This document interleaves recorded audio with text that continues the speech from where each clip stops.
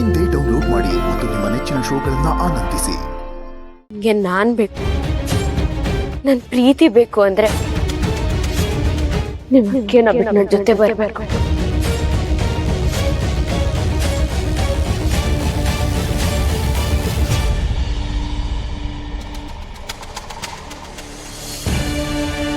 ಬಿಟ್ಟು ಬರ್ಬೇಕು ಅಂದ್ರೆ ನಿಮ್ಗೆ ಜೊತೆ ಇದೆ ಎಲ್ಲಾ ಸಂಬಂಧಗಳನ್ನು ಕಡ್ಕೊಂಡು ಬರ್ಬೇಕು.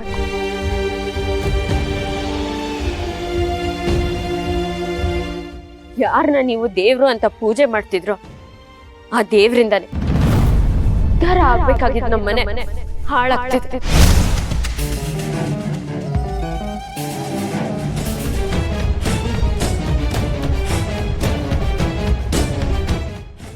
ದೇವ್ರಲ್ಲ, ದೇವ್ರ ರೂಪದಲ್ಲಿರೋ ರಾಕ್ಷಸ.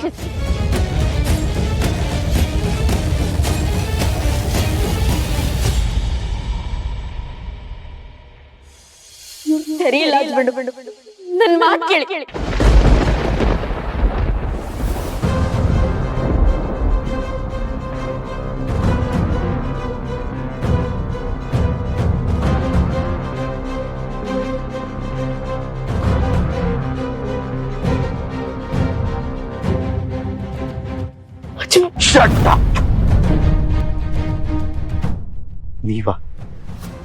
ನೀವ ಈ ರೀತಿ ಮಾತಾಡ್ತಾ ಇರೋದು?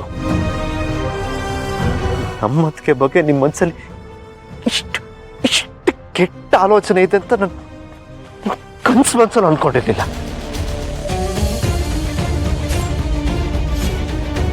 ದೀಪ, ಇದೇ ನನಗ್ ಬೇಕಾಗಿದ್ದು. ನೀನ್ ಹಾಕಿದ ಚಾಲೆಂಜ್ ಅಲ್ಲಿ ನಾನೇ ಗೆದ್ದೆ ಕಣೆ. ಇವತ್ತು ನೀನಾಗೆ ನೀನು ಕೆಡ್ಡನ ತೋಡ್ಕೊಂಡೆ.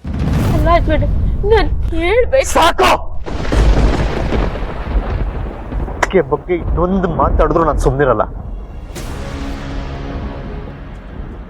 ಬದಲಾಗಿದ್ದೀರ ಅನ್ಕೊಂಡಿದ್ನಲ್ರಿ. ಅದಕ್ಕೆ ಬಗ್ಗೆ ಮೊದಲಿದ್ದ ಮೌನ ಈಗಲೂ ಇದೆ. ಚಿರು, ಒಂದ್ ನಿಮಿಷ ನಿಂತ್ಕೋ. Chiru, calm down please, calm down. ನನ್ನಿಂದ ನಿಮ್ಮಿಬ್ರ ಮಧ್ಯೆ ಜಗಳ ಆಗೋದು ನನಗಿಷ್ಟ ಇಲ್ಲ. ನಿಮ್ಮಿಬ್ರು ಪ್ರೀತಿ ಮಧ್ಯೆ ನಾನಂತೂ ಬರಲ್ಲ. ನಾನು ಹೋಗ್ತೀನಿ. ಅದೇನಿದೋ ನೀವಿಬ್ರು ಮಾತಾಡ್ಕೊಂಡು ಡಿಸೈಡ್ ಮಾಡ್ಕೊಳ್ಳಿ. ಒಂದ್ ನಿಮಿಷ. ಅದಕ್ಕೆ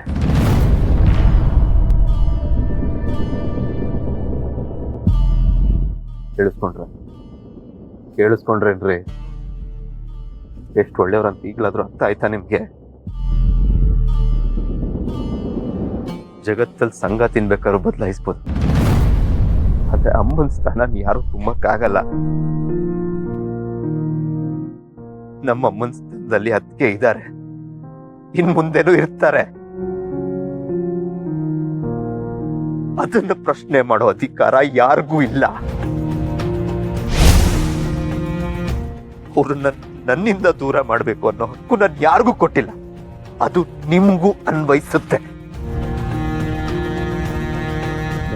ದಿನ ಕಾದಿದ್ದು ಅತ್ತಿಗೆ ಹತ್ರ ನನ್ನ ಪ್ರೀತಿ ಬಗ್ಗೆ ಹೇಳಿ ಅವ್ರ ಪರ್ಮಿಷನ್ ತಗೊಂಡು ನಿಮ್ನ ಮನೆಗೆ ಕರ್ಕೊಂಡು ಹೋಗೋದಕ್ಕೆ ಬಂದಿದ್ದು. ನಿಮ್ ಜೊತೆ ಲವರ್ ಬಾಯ್ ತರ ಕೈ ಇಟ್ಕೊಂಡು ಸುತ್ತಾಡೋದಕ್ಕಲ್ಲ. ನಾನ್ ನಿಮ್ಮನ್ನ ಇಷ್ಟ ಪಡಕ್ ಶುರು ಮಾಡಿದ್ದು ನಿಮ್ಮಲ್ಲಿರೋ ಒಳ್ಳೆ ಗುಣದಿಂದ. ಆದ್ರೆ ಗುಣದಲ್ಲೇ ಬಸಿ ಕಾಣಿಸ್ತಿದ್ಯಲ್ರಿ ಇವತ್ತು ನಾನು ಚೆನ್ನಾಗಿದ್ದೀನಿ, ನಾನು ಬೆಳೆದಿದ್ದೀನಿ ಅಂದ್ರೆ ಅದಕ್ಕೆ ಕಾರಣನೇ ನಮ್ಮ ಅತ್ತಿಗೆ.